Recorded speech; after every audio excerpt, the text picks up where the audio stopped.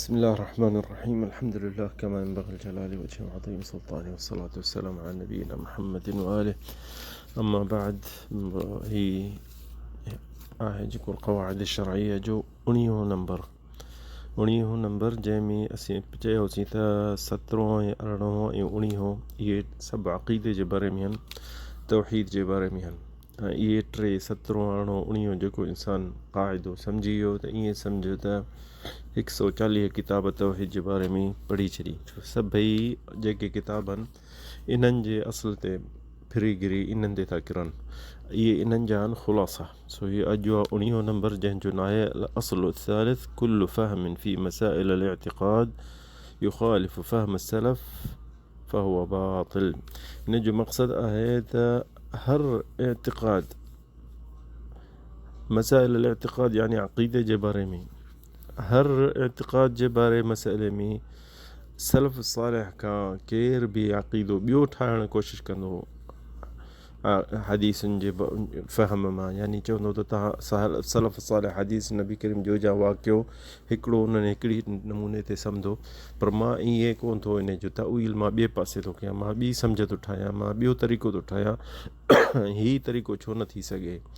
जे केर बि ईअं चवंदो असीं उनखे रद्द कंदासीं। छो जो अॻियां जेके हा अक़ीदे खे असांखां वधीक सम्झंदा हुआ। अॻियां जेके हा नबी करीम जे वेझे हा क़ुरान नाज़िल थींदो हो, उन्हनि जी सम्झ साफ़ सुथरी। हींअर दुनिया बदिलजी वई आहे, हींअर दुनिया फिरी वई आहे, हींअर फ़िक्र तमामु माण्हुनि जा ग़लति थी विया आहिनि। तंहिंजे करे हिननि उलमा इहो क़ाइदो ठाहियो त कुल्लु फ़हमिन फ़ी मसाइल अल-इअ्तिक़ाद, ख़ासतन अक़ीदे जे बारे में, ख़ासतन तौहीद जे बारे में, युख़ालिफ़ फ़हम सलफ़, जे सलफ़ सालिह जे फ़हम खां मटाइनि था या फेराइनि था या थोरो कुझु ॿी ॻाल्हि था कनि, त असां उनखे वापसि कंदासीं। हा, ॿियनि ॻाल्हियुनि में असीं थी सघे क़बूल कयूं, पर अक़ीदे जे बारे में, इअ्तिक़ाद जे बारे में असीं क़बूल कोन कंदासीं। छो जो ॾिसूं था त हीउ ज़मानो जेको आहे ॾाढो हींअर बदिलजी वियो आहे। ॾिसो था त केतिरा फ़िरका ठही विया आहिनि, केतिरा ठही विया, उहे फ़िरका ख़तमु थी विया, तबाह थी विया, वरी ॿिया नवां हींअर पैदा थिया। तंहिंजे करे छो सभु इन्हनि मां सभई चवनि पिया त असीं हीअ हदीस हीअ सम्झ आहे असांजी, उन्हनि जी असां अॻियनि जी हीअ सम्झ ही, हाणे असांजी सम्झ हीअ आहे। उन ते पंहिंजो अक़ीदो पिया ठाहिनि, हुननि उन ते पंहिंजो इअ्तिक़ाद पिया ठाहिनि, हुननि जो पंहिंजो अक़ीदो उन ते पिया ठाहिनि। ऐं उन जी मुखालिफ़त जेके ॿियूं आयतूं आहिनि या हदीसूं आहिनि, उन्हनि खे क़बूल ई न पिया कनि। छो जो हर असांखे सभई मिसाल लख हदीस हूंदी ऐं हज़ारे आयतूं हूंदियूं न, त असांखे उहे सभु अॻियां करे सभिनि मां अक़ीदो ठाहिणो पवंदो। पर जेके बि अक़ीदे खां थिड़नि था न, उहे ईअं हूंदा त हिकिड़े ॿिनि नस खे, हिकिड़े ॿिनि हदीस खे, हिकिड़े ॿिनि आयत खे पकिड़े ऐं उन ते पंहिंजो बयानु ठाहींदा, उन ते पंहिंजो अक़ीदो ठाहींदा। तंहिंजे करे इन जे करे अक़ीदा माण्हुनि जा बदिलजी विया, ग़लतमी थी विया, मातुरिदी थी विया, जहमी थी विया, ख़वारिज थी विया, नुसैरी थी विया, शिया थी विया, बरेलवी, देवबंदी, हनफी, सनत, अलाए छा छा थी विया।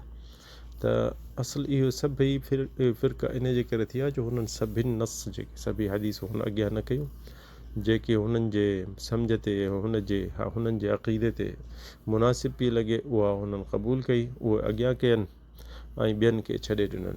पर जेको न इंसानु जीअं वधीक इल्मु पढ़ंदो, जीअं वधीक इतला कंदो, जीअं वधीक माण्हुनि शेखनि जे अॻियां गोॾा खोड़े वेहंदो, ऐं तलबुल इल्म जेतिरो ख़ुलूस हूंदुसि, हुनखे अलाह ताला हुनखे फ़हम ॾींदो।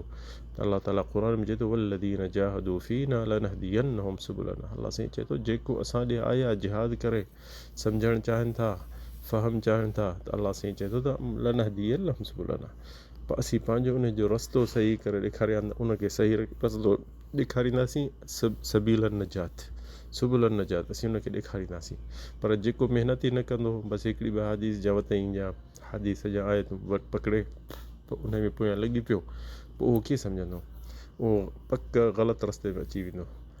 जीअं अधु डॉक्टर थिए त पोइ माण्हुनि खे मारींदो, अधु इंजीनियर थींदो त पोइ जॻहियूं किरंदियूं। सो इहा ई हालत आहे। तंहिंजे करे जे असांखां नथो पहुचे त असां ईअं कयूं त जेके बि शइ, जेके बि हदीस आहे, क़ुरान आहे, हदीस ॿुधी त भाई हिन हदीस में को बि आलिम चए त हिन जो माना हीअ अचे सलफ़ सालिह जो बि एतिक़ाद इन हदीस में इहो ई हो जा हिन टेम जा आलिमनि जो एतिक़ाद आहे जे चई त हिन टेम जो आलिमनि जो एतिक़ाद इन में आहे ऐं हुन जो तर्जुमो इहो आहे त पोइ हुनखे चइबो आहे असांखे पुराणनि जी खपे। पुराणनि जी छा ॻाल्हि आहे हिन ॻाल्हि पुराणनि जी छा मशहूरु आहे पुराणनि जी छा हाल अहिवाल इन में आहिनि जे उहो उन ॿुधायो त मुताबिक़ आहे नए फ़िक्र सां त ठीकु आहे जे न त असां पुराणे में वठंदासीं। त अब्दुल्ला बिन मसूद साहबी हो न उन हिकिड़ी बिदत ॾिठी पथरियूं पिया पढ़नि मस्जिद अल कूफ़ा में पथरियूं ऐं खजूर जूं खखणियूं हो त उन्हनि चयो त असीं अमल सुठो था कयूं कहिड़ो असीं ग़लति कमु था कयूं त उन चयो त लन युस्लिह हादिहिल उम्मह इल्ला मा सलह बिहा अव्वलुहा जेके ही उम्मत पहिरियां हुई न उहे उन्हनि जे एतिक़ाद ते उन्हनि जे तरीक़े ते हलंदो त तव्हां सालिह थींदो सही रस्ते ते हलंदो ऐं जे उहो पुराणो रस्तो छॾींदव त तव्हां गुमराह थी वेंदव। हाणे उहो छा पढ़ंदा सुभान अल्लाह अल्हम्दुलिल्लाह वला इलाहा इल्लल्लाह पर ॾिस अब्दुल्ला बिन मसूद चयो इहा बि बिदअत अथव छो जो इन में फ़ाइदो हुजे हा सही हुजे हा त अॻियां बि असांखे ॿुधाए वञनि हा। बसि अलाह से असांखे तव्हांखे सभिनि खे हिदायत ॾिए ऐं सबील नजात ॾिए ऐं इहे टे जेके आख़िरी आहिनि 17, 18, 19 यादि करे छॾियो इंसान जो अक़ीदो तौहीद पको थी वेंदो। अल्लाहु अअलम बिस्सवाब सल्लल्लाहु अलैहि सय्यिदना मुहम्मद।